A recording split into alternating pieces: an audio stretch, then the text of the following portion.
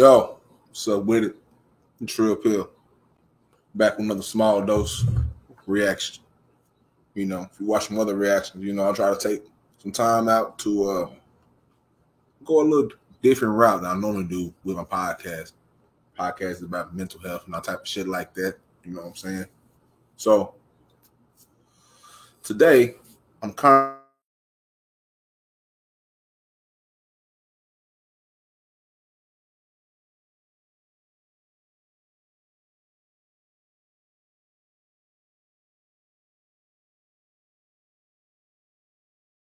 of getting back online. It's great.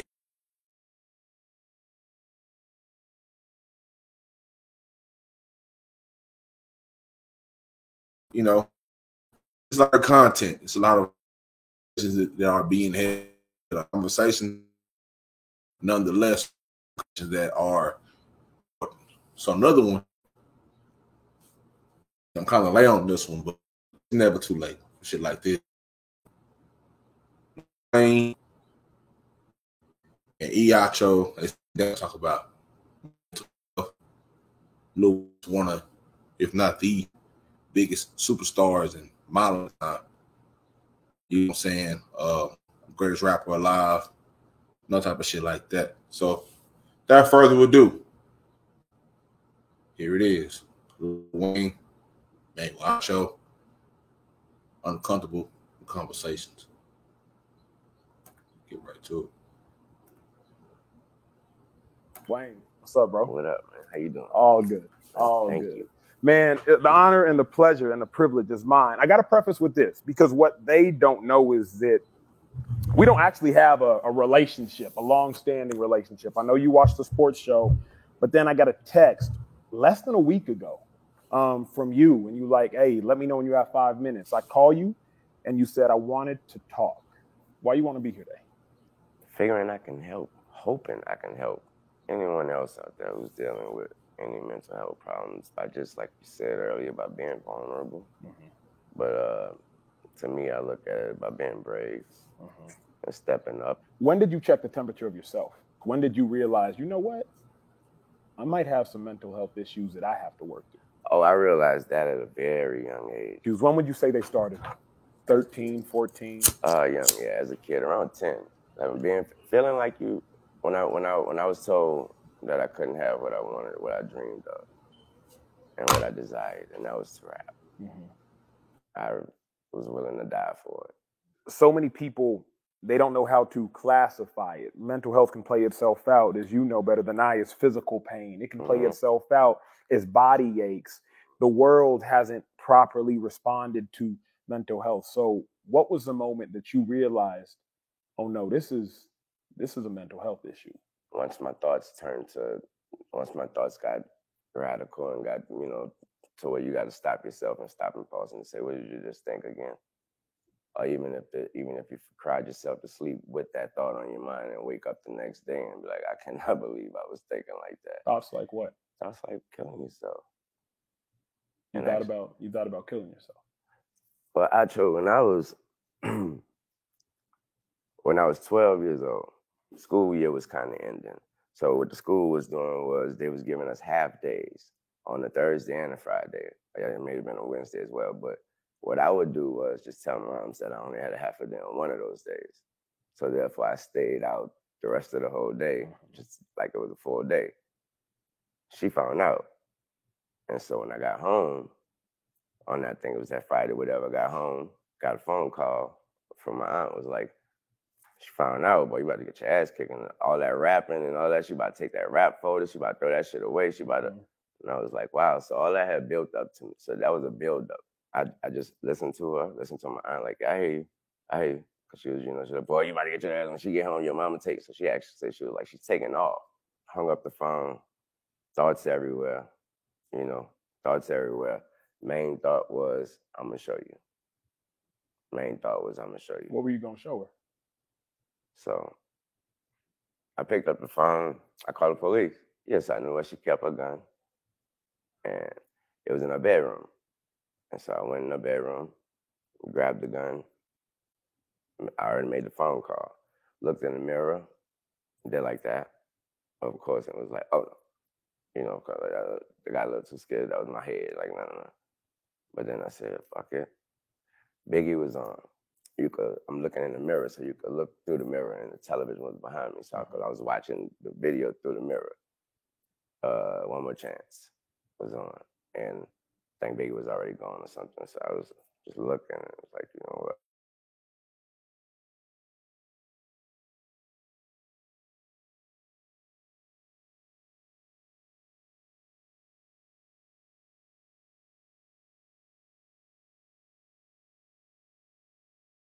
But from my heart, and feel the thing though. So I wasn't going to. It was a shock. I woke up to the police knocking. That's what, mind you, and the walls were white. So you're when you're looking up, probably my eyes open the whole time. I didn't know if that's clicking. As a kid, all you remember is you see you die, you're gonna see the white, and you're gonna have. Well, I thought that was the white. I swear to God, I did. And so then that's when with that knock up out of that, the knock, they kept up, but then they stopped knocking. I said, okay, they must have left. It took too long. It took too long for it meaning that death. It took too long. So I was still just laying there. I didn't feel a thing. I said, shit, I said, I'm here for a reason. Had on like my little school shirt, so therefore it was hot and we had wood floors. So I'm saying that to say because of the blood was pouring out of my chest so much that it made it easy for me to slide with my shirt in the wood across the floor. I made it all the way there. Only energy I had left was to kick the door, and I start hearing them go crazy, like someone's in there. So when they start knocking the door though, I'm right under the door. I'm like, well, shit, they gonna kill me with the door. And so when they knocked the door, that's when I found out, my first time finding out what off the hinges or hinges is, because they knocked it off the hinges. And so boom, and they picked it up. They saw me, they as in the cops, they saw me just jump clean over me and went through the house talking about, I found the drugs, I found the gun, I found it. So I'm doing all that. And so it took a guy named Uncle Bob. And he ran up there. When he got to the top of the steps and saw me there, he refused to even step over me. One of them yelled, like, I got the drugs. And that's when he went crazy. He was like, I don't give a fuck about no drugs. He's like, do you not see the baby on the ground? And funny that I kept trying, I was spitting all in his face, blood, everything. All I was trying to tell him, I'm not a baby. Because he kept, do you not see the fucking baby on the ground with this hole in his chest? He's screaming at him, and it was like, I guess I didn't know he was, so he must have been the sheriff of boss, because they all came out the other rooms like, oh, sorry, boss, we called the ambulance. He's like, I don't give a fuck, do you, like, so he called like one of them names, last name. Your car now. Pick me up, bought me, and just kept telling me some shit like, you're not gonna die on me, you're not gonna die on me. The whole time, I am trying to tell him I'm not a baby. That's what I told him for 30 minutes straight. And so he got me to the hospital. He brought me there. He never even checked it. He just left me, made sure I was good. I met him years later, but he was like, I just wanted to say, I'm happy to see that I saved a life that mattered. What would you say kept you alive that day, in that moment? God, plain and simple. Break this down for me, because I've never and I couldn't walk a step, let alone a mile in your shoes. Why did you feel the need to be so extreme? For those that are battling mental health issues, it appears that you trying to take your life was really just a cry for help. Mm-hmm. Could you not use your words? Were you tired of using your words? Were your words not going to get the point across? Words won't even be able to be said or able to be spoken. You don't, my mom, the way she was then, or you don't speak in that, lady. You don't speak about, you don't tell her your opinion. What? I wish. I'm from one of them families where, your mama kick your ass and straight up, and you don't talk back, and you feel what I feel, and none of that. I didn't go. Mm-hmm. Yeah, and also I had no father. My father wasn't around, so my mom definitely felt that she had to wear the pants, and she had to be the dad and the mom, so she was a little extra on everything. She had to just make sure she got her point across and make sure I ain't try to run over her. And so again, words that was again the loneliness. So when you have no one to vent to, no one to get this out to. You can't bring it to your friends at school. You're still trying to be cool to them. You're not trying to let them know that I got something going on at home. So what I never said was, so the mom that I knew before that day on my life and everyone's life, and have never met or seen or heard that lady again in my life. So I didn't die that day, but somebody was gone from. She's never been that way. So as far as the parents out there, obviously that was an eye opener for her. And what she decided to do was, I'll let my flower grow. Got you. So that incident changed her. Everything. Changed life for her, I, and our whole family. Man, well, I appreciate, one, the vulnerability, bro. I appreciate the bravery. I appreciate the transparency. I appreciate the honesty, because I can't imagine how hard that must have been. Let's transition down the timeline of your life, because that was 12. By 18, 19, 20, 21, you were now a mega star. That's when your boy fell in love with your work. Appreciate that. As you got more popular, as you got more loved, did the mental health issues go away? They didn't go away, but they came in a different. Obviously they come in a different in a different way because of the maturity. So of course they're gonna hit different. They're gonna actually hit harder. How so? Because what can truly hit harder than an individual wanting to take their life? The thought. Now that thought never came. Other than that, man, just being alone all the time. Being my grandmother raised me. Rest in peace, Mercedes Carter. She raised me. So with that said, I always had time to myself. I'm always in the back room somewhere alone with myself, and too much time to think. Too much time to think and too much time to compare. How could you be that popular but still feel alone? When I say alone, I mean, again, when those doors close.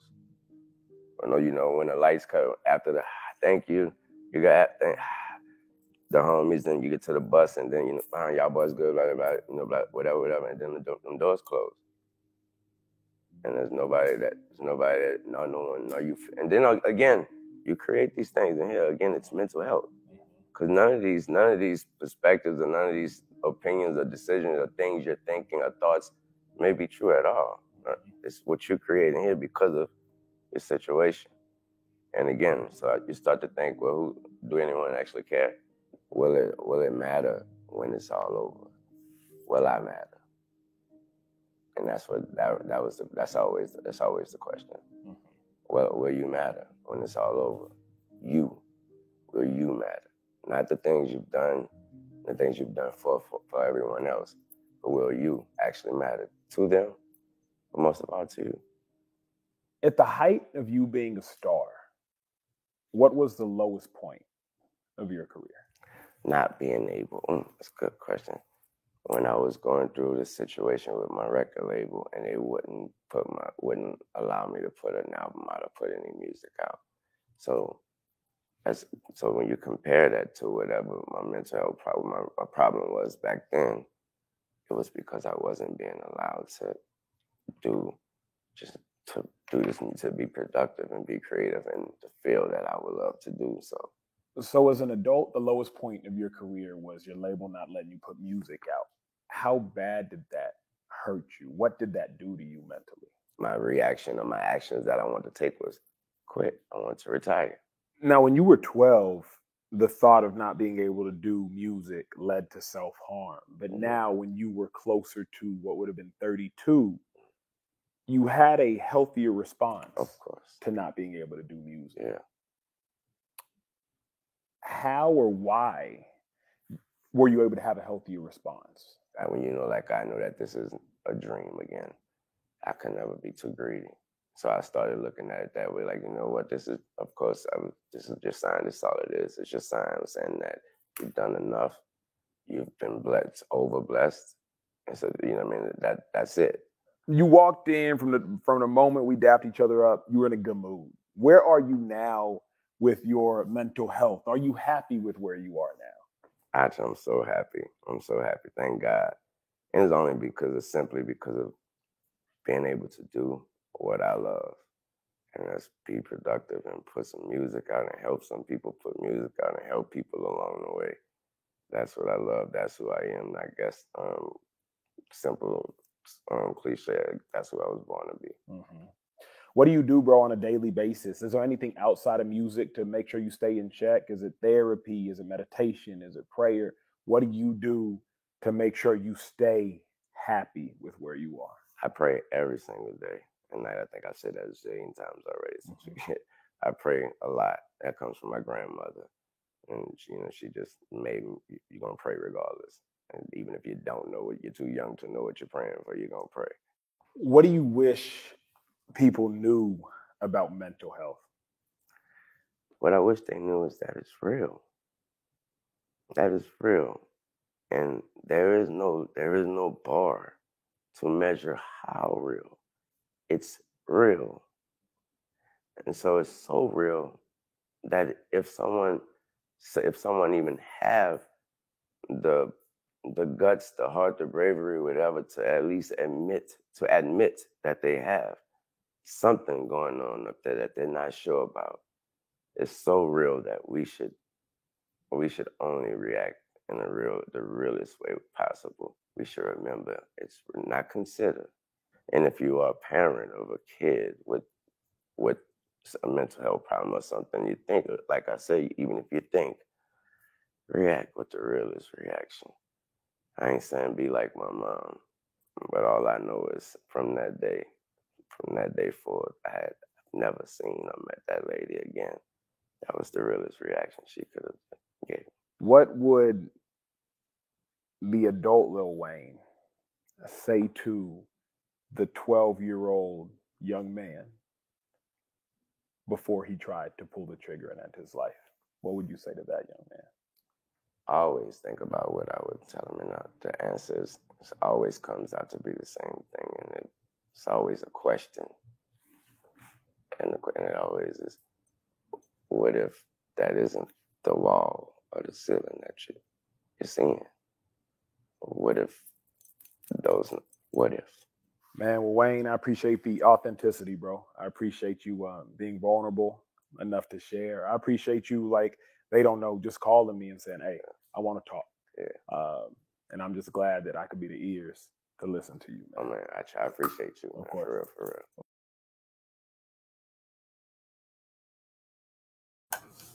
Look, man, if you get a chance, I'm going to put that video. I'm going to put the link to that video. I'm going to put that in the description. Look, man, real quick. Mental health shit is very important, man. You know, it took me, I was 20, 25, 26 before I even started really paying attention to detail about my mental health.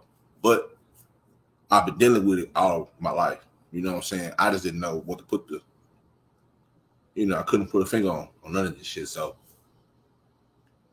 like they said, man, if you have anybody around you,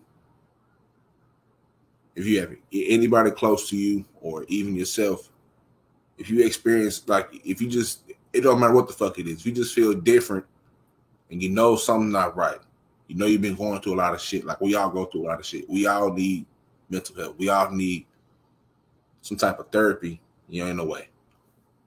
Go and seek help. Don't sit. Don't wait. Don't let that shit foster. Don't let that shit build up to where you can't do anything about it. I look at some of my greatest heroes, like Wayne, Anthony Bourdain, Junior Seau, people like that, who were dealing with these things. And, those are men that I looked up to growing up as a kid, along with my dad and my brothers. And we always have these talks. I'm having these conversations with my partners. They listen to my podcast. They show me love. We had these conversations. We had these phone calls. They called me. I called them. We ain't no therapists, but we partners.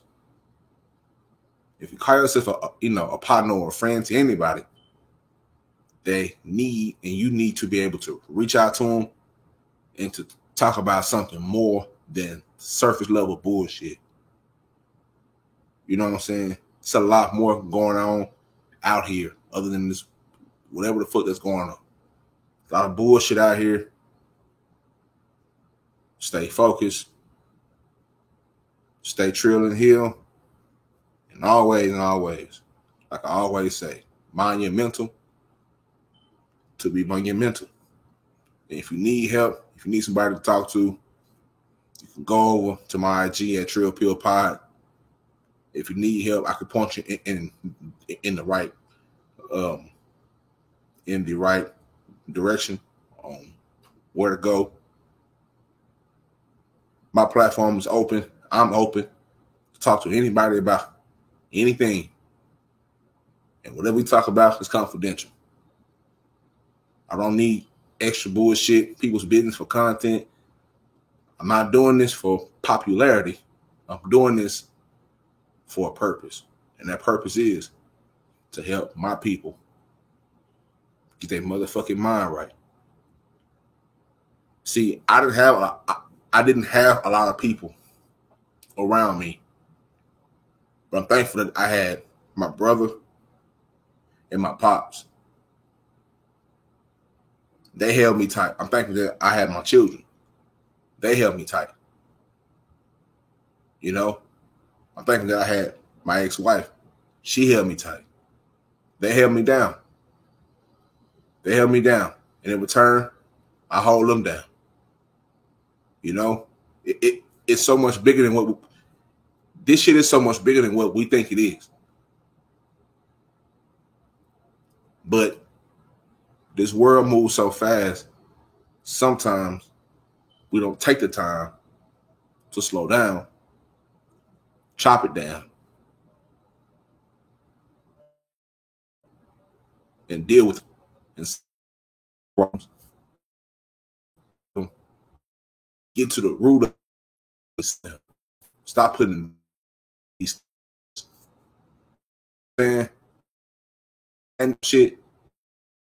Just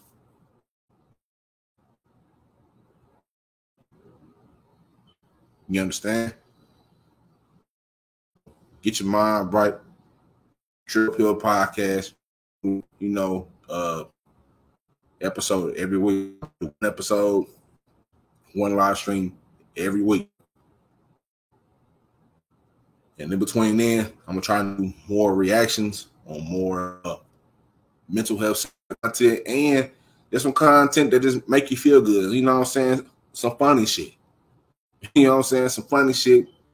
Something that's, you know, very interesting. If I'm watching, you know what I'm saying, something like that, and I find it very interesting, I'm gonna come in here and I'm gonna do a reaction about it.